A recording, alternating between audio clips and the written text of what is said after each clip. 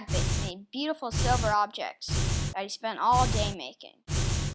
Well, Paul's mom went to the market. I want that one. And cooked food. Just a dab of pepper. And washed clothes. Soap in my eyes! Well, enough about Paul's mom. Let's get back to Paul. Yeah! If the fire went out in Paul's house, Paul's mom and dad would send him out to the neighbor's house to get a live coal. Can I borrow a live coal from you, please, maybe? Paul and his two younger brothers had to share a bed in the attic, and across the hall was a bed full of his sisters. Stop hogging the sheets! Paul and his family lived in the busy city of Boston.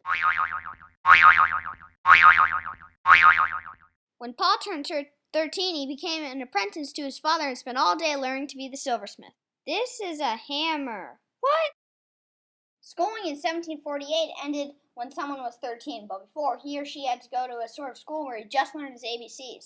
No, it's not QRT, it's QRS. Now go sit in the corner with the dunce cap.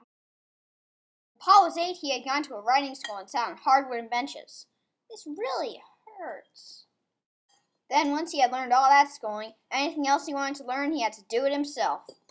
What to do? In 1756, Paul was 27 when he volunteered and was commissioned as a second lieutenant of artillery. Can I volunteer? Sure. Paul made a good soldier, for he was tireless, brave, and resourceful. Ow! Wow! I'm not even tired.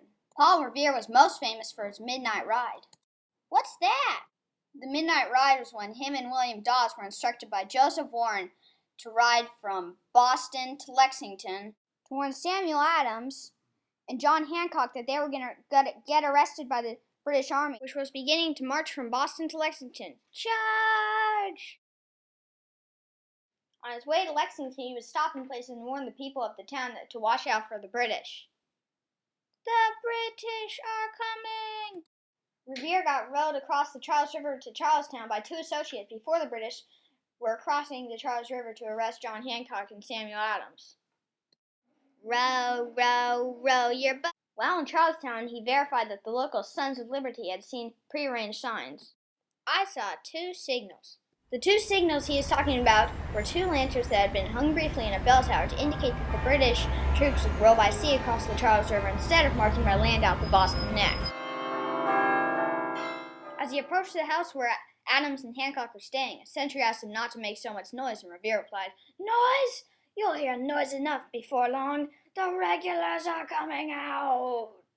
Once he told Adams and Hancock they were going to get arrested, he decided to go onward to Concord, Massachusetts, where a lot of his supplies and weapons were hidden. On his way, he got arrested by a few British patrols. Billy. Revere was held in a British jail for some time until finally he was released. Woohoo! Without a horse, Revere decided to go back to Lexington to win this part of the battle on the Lexington Green.